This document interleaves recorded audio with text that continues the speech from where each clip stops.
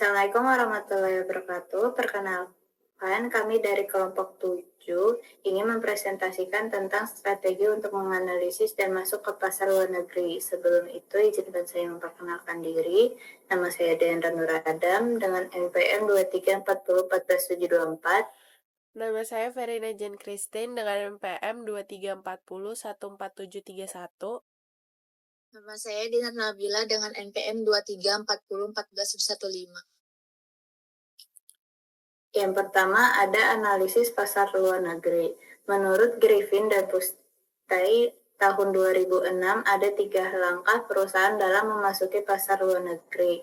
Yang pertama itu menilai pasar luar negeri secara alternatif dengan mempertimbangkan ukuran pasar, tingkat persaingan, lingkungan hukum politik, dan faktor sosikultural yang dapat mempengaruhi operasi perusahaan. Yang kedua, mengevaluasi biaya, keuntungan, dan risiko. Perusahaan ini perlu memperhitungkan biaya langsung maupun biaya kesempatan sekaligus mempertimbangkan potensi keuntungan seperti peningkatan penjualan, efisiensi biaya, dan akses teknologi baru. Di sisi lain, risiko seperti fluktuasi nilai tukar dan kompleksitas operasi juga harus diantisipasi.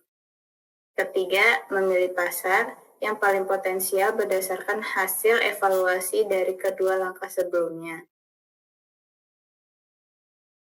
Selanjutnya, memilih cara masuk pasar luar negeri.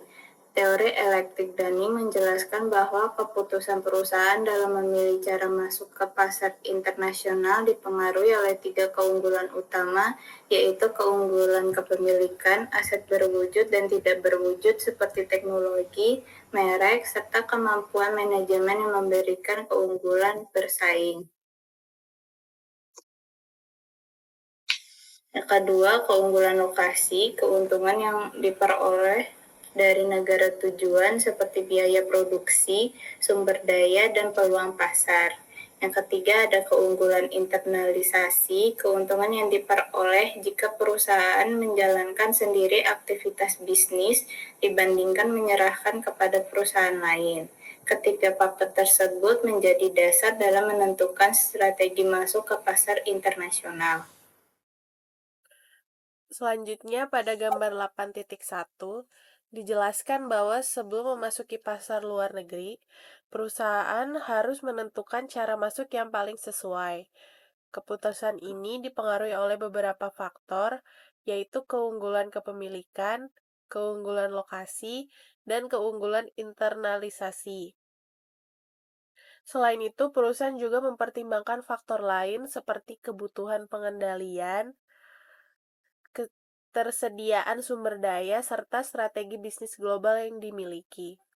Berdasarkan pertimbangan tersebut, perusahaan dapat memilih berbagai alternatif, mulai dari ekspor secara langsung maupun tidak langsung. Selain ekspor, perusahaan juga dapat menggunakan lisensi, waralaba, proyek turnkey, kontrak manufaktur, atau kontrak manajemen, hingga melakukan penanaman modal asing melalui akuisisi atau mendirikan usaha patungan. Selain metode memiliki tingkat selanjutnya pertimbangan lain untuk masuk ke pasar luar negeri. Selain memilih bentuk ekspor, perusahaan perlu mempertimbangkan beberapa. Yang pertama, kebijakan pemerintah. Dukungan pemerintah seperti subsidi dan pembiayaan ekspor dapat mendorong perusahaan melakukan ekspor. Tarif dan hambatan non-tarif dari negara tujuan dapat mengurangi minat perusahaan untuk mengekspor.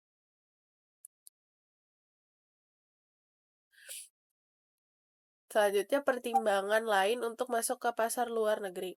Yang kedua, ada masalah pemasaran, yaitu keputusan ekspor dipengaruhi oleh yang pertama ada citra perusahaan atau produk, yang kedua sistem distribusi, dan yang ketiga respon dan kebutuhan pelanggan.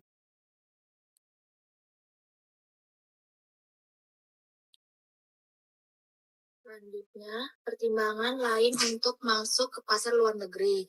Pertimbangan logistik, perusahaan harus memperhitungkan biaya pergudangan, pengemasan, pengangkutan, distribusi barang, dan penyimpanan persediaan. Pertimbangan lain untuk masuk ke pasar luar negeri, isu-isu distribusi. Perusahaan yang telah berpengalaman dalam ekspor dapat membangun jaringan distribusi sendiri di pasar utama untuk meningkatkan efisiensi dan jangkauan pasar. Kesimpulannya, keberhasilan memasuki pasar luar negeri tidak hanya bergantung pada strategi ekspor, tapi juga dipengaruhi oleh kebijakan pemerintah, pemasaran, logistik, dan distribusi. Keempat faktor tersebut perlu dipertimbangkan agar proses ekspor berjalan efektif dan mampu bersaing di pasar internasional. Sekian presentasi dari kelompok kami. Assalamualaikum warahmatullahi wabarakatuh.